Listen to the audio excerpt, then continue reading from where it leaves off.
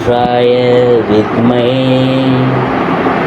महादेवाय धीमहि तन्नो रुद्रा प्रचोदयात्. அனைத்து நண்பர்களுக்கும் பிறைசூடன் சார்பாக அன்பான வணக்கங்கள். இந்த வீடியோ பிடித்திருந்தால் லைக் பண்ணுங்கள், ஷேர் பண்ணுங்கள், கமெண்ட் பண்ணுங்கள், மறக்காமல் சப்ஸ்கிரைப் பண்ணுங்கள். வாங்க வீடியோ பார்ப்போம். ஜூன் மாத ராசி பலன்கள் 2025ஆம் ஆண்டு எப்படி இருக்க போகிறது என்று நாம் பார்க்கும் பொழுது, அதாவது ஜூன் மாத கிரக பயிற்சிகள் ஜூன் 6ஆம் தேதி, அதாவது 2025 புதன் பகவான் மிதுன ராசிக்கு நுழைகிறார்.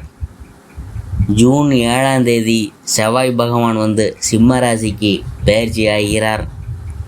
ஜூன் 15ஆம் தேதி சூரிய பகவான் மிதுன ராசியில் நுழையக்கூடிய ஆனி மாதம் பிறக்குதுங்க.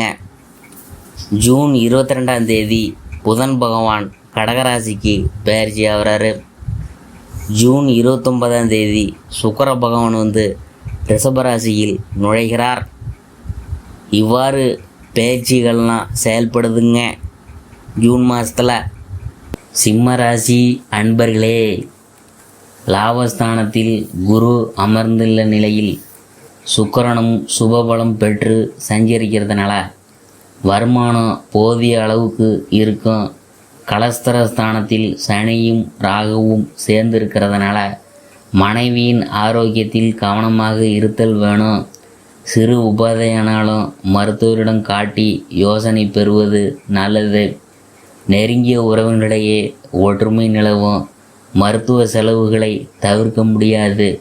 வெளிநாட்டில் வேலை பார்த்து வரும் பெண் அல்லது பிள்ளை அல்லது மாப்பிள்ளையின் வரவு குடும்பத்தை உற்சாகத்திலும் மகிழ்ச்சியிலும் ஆழ்த்தும். பழைய கடன்கள் இருந்துச்சுன்னா அவற்றை அடைத்து நிம்மதி பெறலாம். கலஸ்தரஸ்தானத்தில் சனி பகவானும் ராகுவும் சேர்ந்திருக்கிறதுனால கணவன் மனைவிக்கிடையே குடும்ப பொறுப்புகள் காரணமாகவோ அல்லது உத்தியோகம் காரணமாகவோ தற்காலிகமாக பிரிந்திருக்க நேரிடும். லாபஸ்தானத்தில் குரு அமர்ந்து கலஸ்தரஸ்தானத்தை பார்க்கறதுனால விவாக முயற்சிகள் வெற்றி பெறும். ஒரு சிலருக்கு வீடு மாற்றம் ஏற்படுறதுக்கும் சாத்தியக்கூறு இருக்குதுங்க. உத்தியோகம், ராசிநாதனாகிய சூரிய பகவான் ஜீவனஸ்தானத்தில் அமர்ந்துள்ள இந்த தருணத்தில் சனி ராகு கூட்டு சேர்க்கை ஏற்படுறதுனால வேலை பார்க்கும் இடத்தில் பணிச்சுமையும் பொறுப்புகளும் சக்திக்கு மீறியதாக இருக்கும்.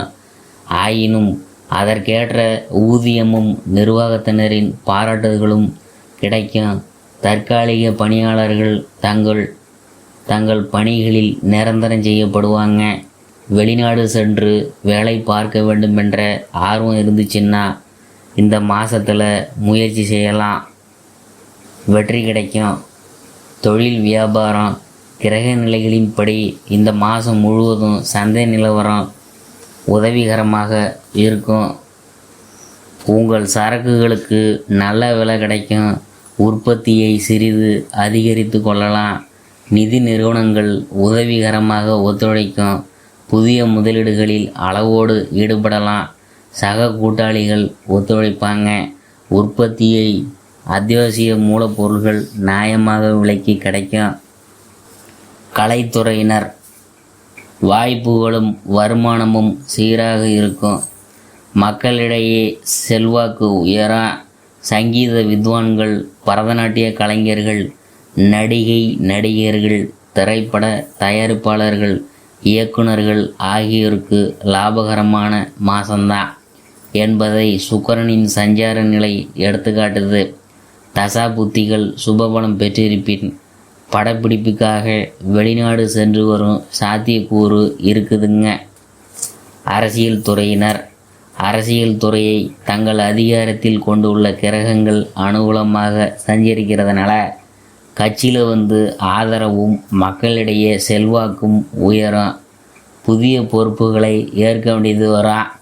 தசா புத்திகள் சுபபலம் பெற்றிருக்கிறதுனால செல்வாக்கு நிறைந்த அரசியல் கட்சி ஒன்றுக்கு மாறும் வாய்ப்புலாம் இருக்குதுங்க. மாணவ மாணவியர் புதன் உள்ளிட்ட மற்ற கிரகங்களும் சாதகமாக சஞ்சரிக்கிறதுனால கல்வி முன்னேற்றம் நீடிக்குது. விளையாட்டுகள் போட்டிகள் ஆகியவற்றிலும் முன்னணியில் நிற்க போகிறீங்க. தேர்வுகளில் நல்ல மதிப்பெண்களை பெற்று உங்கள் பெற்றோர்களை மகிழ்ச்சியில் ஆழ்த்துவீங்க என்பதையும் கிரகநிலைகள் எடுத்துக்காட்டுது.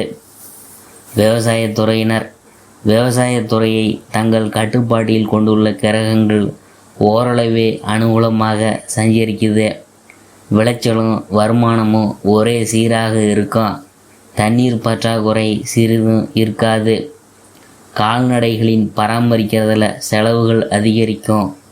அடுத்தது பெண்மணிகள் ராசியின் கலஸ்தரஸ்தானத்தில் நிலை கொண்டுள்ள சனி மற்றும் ராகுவை மிதுன ராசியில் சஞ்சரிக்கும் குரு பகவான் தனது 9வது பார்வையால் தோஷத்தை போக்குறதுனால கணவன் மனைவிக்கிடையே அந்யுன்யம் ஓங்கும்.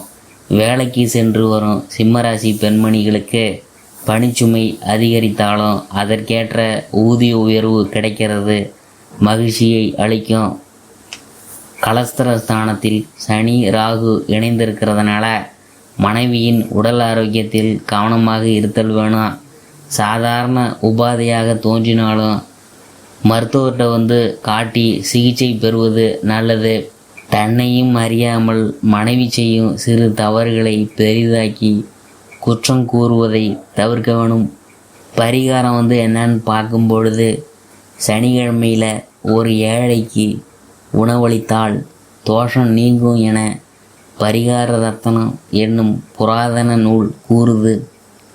அருகிலுள்ள திருக்கோயில் ஒன்றில் மாலை பிரதோஷ காலத்தில் 4 சனிக்கிழமையில் 3 மண் அகல் விளக்குகளில் பசு நெய் தீபம் ஏற்றி வரணுங்க.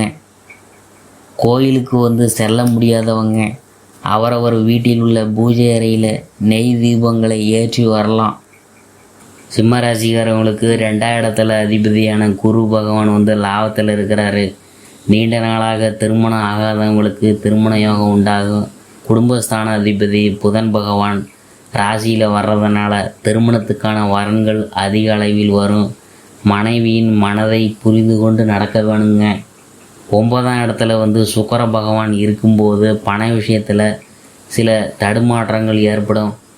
குடும்ப வாழ்க்கையை அனுசரித்து போகிறது நல்லது.